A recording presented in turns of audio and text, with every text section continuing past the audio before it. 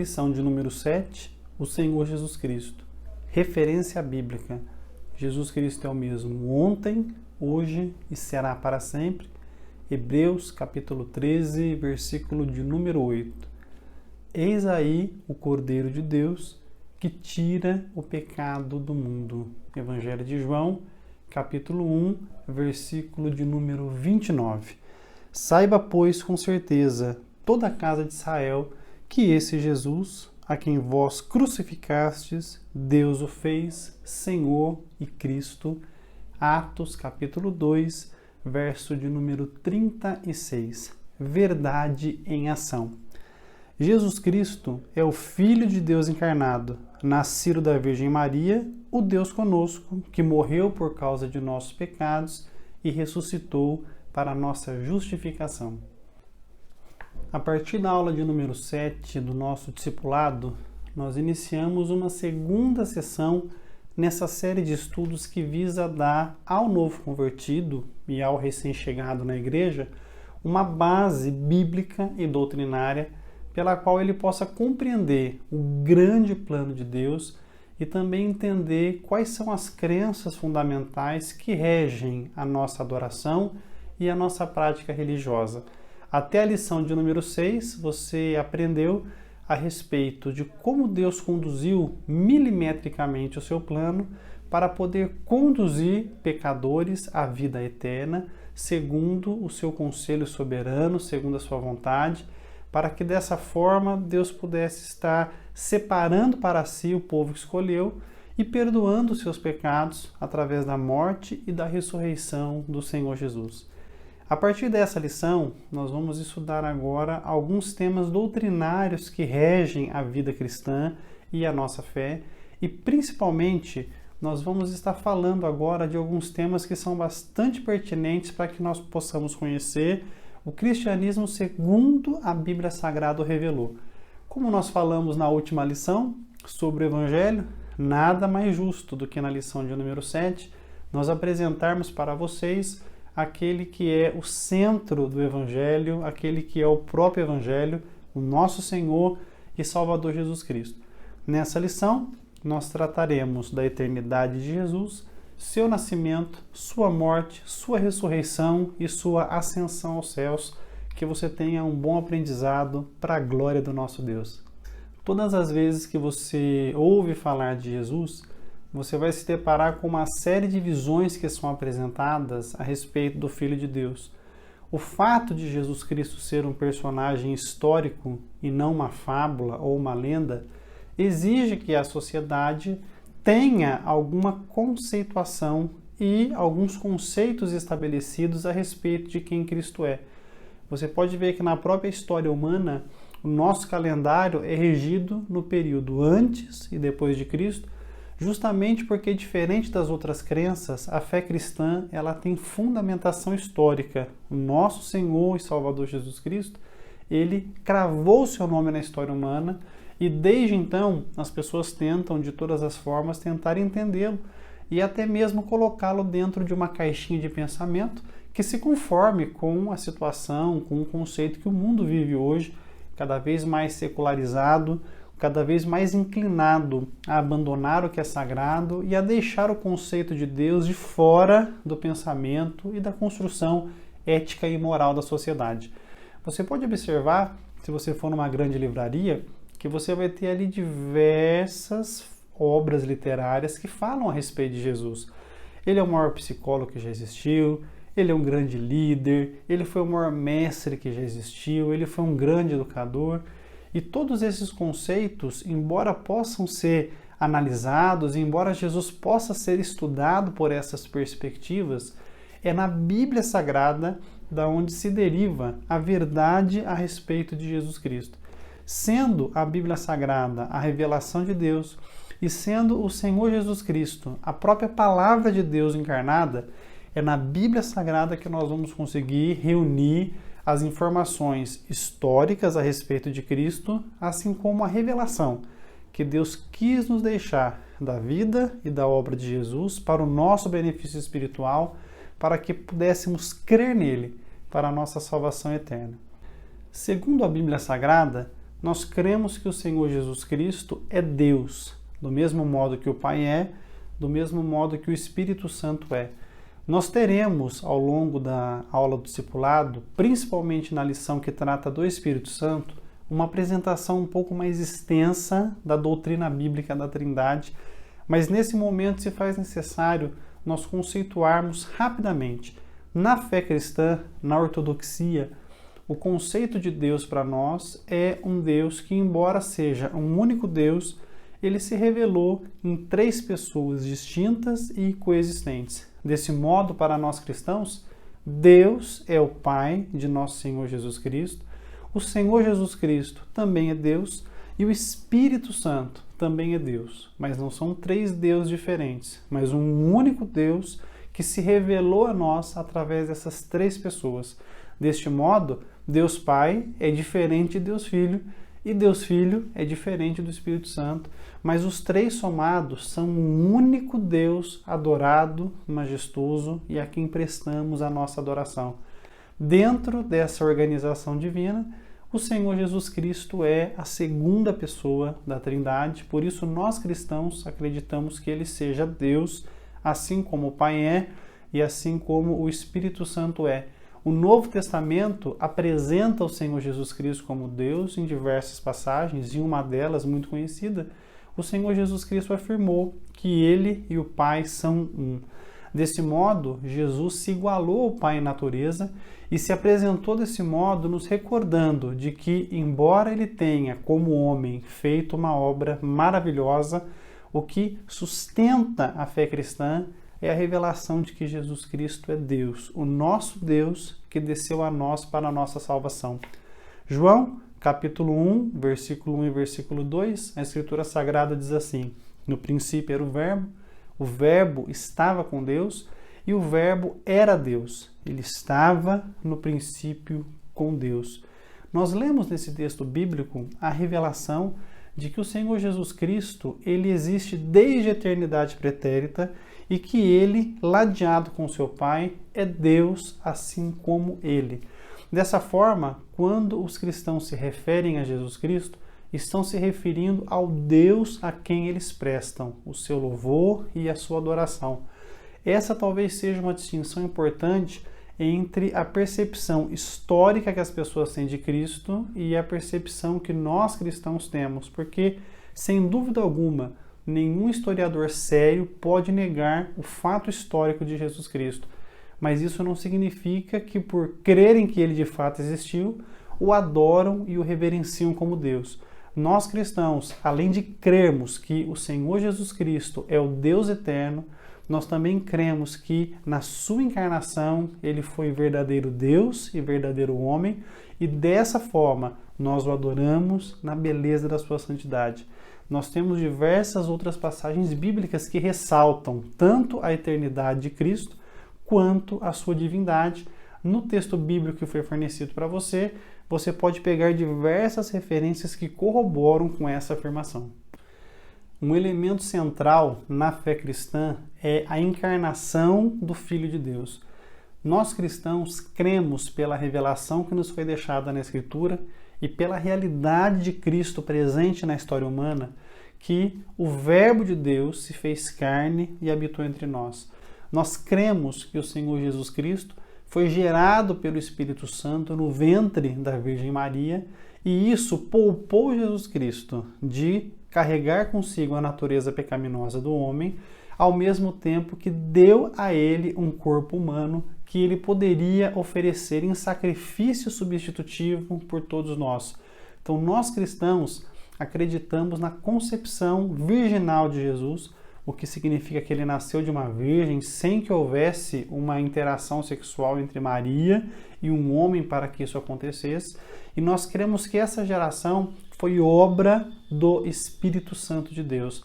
É muito interessante você pensar na encarnação, porque nós cristãos consideramos esse o maior milagre da Bíblia. É um elemento central e cardeal de nossa fé, fazendo parte do credo niceno, por exemplo, que é a declaração doutrinária cristã mais difundida entre as tradições do cristianismo. Crer na concepção virginal é contemplar o maior milagre que esse universo já testemunhou. O Deus infinito, o Deus eterno, o Deus todo-poderoso, pelo poder e obra do Espírito Santo, ele é transformado num pequeno embrião e implantado no ventre de uma virgem para poder nascer homem e carregar consigo a humanidade, assim como nós. Ele se fez como um de nós para poder morrer em nosso favor. Então nós cremos que o Senhor Jesus Cristo, embora seja o Deus eterno, por obra soberana do Espírito Santo, ele foi feito um de nós através da sua concepção miraculosa no ventre da Virgem e dessa forma ele pôde assumir a identidade humana para poder ser o nosso representante, o nosso substituto, quando ele subisse ao madeiro para morrer por todos aqueles que foram destinados por Deus à vida eterna. Todas as coisas que Deus faz têm propósito e, por trás do nascimento de Jesus Cristo, havia também um propósito definido por Deus. O Senhor Jesus Cristo se fez carne, em primeiro lugar, para que ele pudesse, como homem, se oferecer como um sacrifício substitutivo em favor do povo de Deus e, ao subir na cruz, nos representar, ser humano morrendo por seres humanos. Esse foi o primeiro propósito. Ele também se manifestou, segundo a Escritura, para desfazer as obras do diabo. Ao se fazer homem, o Senhor Jesus Cristo, ele pôde nos ensinar que viver uma vida ao lado de Deus e de obediência à palavra de Deus é possível. E através do seu ministério, ele pregou o Evangelho, ele ensinou e ele curou os enfermos. Nós vemos o Senhor Jesus Cristo desbaratando as mentiras que o diabo semeou no coração do homem, para dessa forma preparar o coração das pessoas para receberem o Evangelho da graça de Deus, o reino de Deus que viria com poder no coração dos homens, convertendo os homens para uma vida ao lado de Deus. Nós observamos também que dentro desse grande propósito de Deus, o Senhor Jesus Cristo encarna para ser para nós um modelo de vida que agrada a Deus. Então, enquanto ele esteve entre nós, eu quero me concentrar no texto de Mateus capítulo 4 e no versículo 23, o Senhor Jesus Cristo desempenha esse ministério e ele faz esse ministério um modelo que todos nós cristãos seguimos e devemos seguir para legitimar a nossa ação ministerial, a nossa obra missionária de servir as nações através do Evangelho da graça de Deus. Então o Senhor Jesus Cristo, ele prega a palavra, ele anuncia a palavra de Deus que pode promover a mudança de pensamento e a conversão. Ele ensina as verdades eternas. Dessa forma, aqueles que foram alcançados pela palavra, eles podem então ser instruídos para viverem como discípulos do Senhor Jesus Cristo. E ele também demonstrou uma profunda preocupação e uma profunda compaixão com aqueles que sofriam, curando os enfermos que lhes eram apresentados.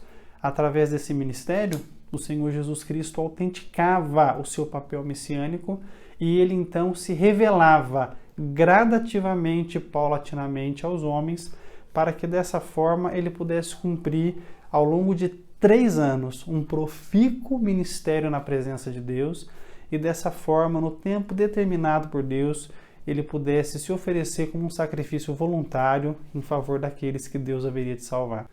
Após 3 anos e meio de ministério, o Senhor Jesus Cristo, então, ele é levado à morte de cruz.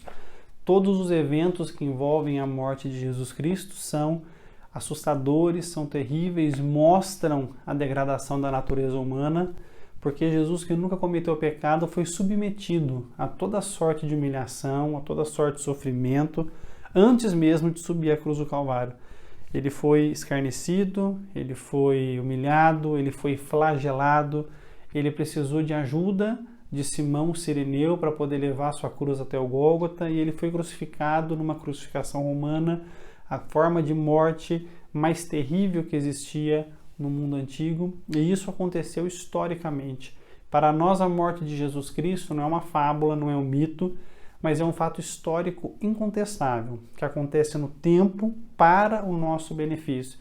Essa morte não foi uma situação não prevista por Deus, isso é muito importante. Nós cristãos não acreditamos que a morte de Jesus Cristo foi um rompimento do plano de Deus. Pelo contrário, Segundo Atos capítulo 2 e versículo 23, Jesus Cristo foi morto segundo o conselho de Deus. Então o conselho de Deus previu e planejou e preparou que Jesus Cristo fosse, para nós que somos o seu povo, o Cordeiro de Deus morto antes da fundação do mundo. Desde a eternidade pretérita, Deus já havia destinado que seu Filho morreria para salvar o seu povo. E isso para nós é um elemento muito importante, central da nossa fé, porque nós não acreditamos que Deus é pego de surpresa. Nós cremos que tudo que o Deus soberano faz acontece segundo a sua pré-determinação. Então, deste modo, a morte de Jesus não foi um acidente, a morte de Jesus foi determinada por Deus para salvar o povo de Deus, aqueles que Deus destinou para a salvação. Um outro aspecto importante é que nós não tratamos a morte de Jesus Cristo como uma demonstração de justiça social, ou não fazemos isso com qualquer associação da morte de Jesus Cristo em prol dos menos favorecidos, como tem sido construído hoje paulatinamente por pautas progressistas que tentam trazer a mensagem do cristianismo, a mensagem da fé em Jesus, com esse aspecto de justiça social. Para nós, Jesus Cristo morreu por todos os pecadores que Deus decidiu de antemão e pelo seu conselho salvar dos seus pecados para que compusessem o seu povo na face da terra. Dentre essa multidão de pessoas por quem Jesus morreu, haviam ricos, pobres, negros, brancos e pessoas de toda a faixa etária, de toda a classe social, de todos os gêneros, para que dessa maneira a multiforme graça de Deus fosse conhecida a todas as nações. De fato, Jesus concentrou boa parte do seu ministério aos menos favorecidos, mas em momento algum ele privou qualquer ser humano de poder ser alcançado pela sua mensagem de salvação, ser alcançado pela sua palavra santa, bendita e eficaz. Isso é muito importante porque todo esse contexto, todo esse aspecto deve ser observado na morte de Jesus Cristo. Na cruz ele ora pedindo ao Pai que perdoassem aqueles que estavam praticando a crucificação porque eles não sabiam o que eles estavam fazendo. Então Jesus Cristo dessa forma lança a voz desde a eternidade ao nosso coração de que aquela morte haveria de pagar os pecados do povo de Deus e dessa forma dar a eles a justiça que eles necessitavam para poder estar diante do Pai Celestial e viverem uma vida santa em sua presença.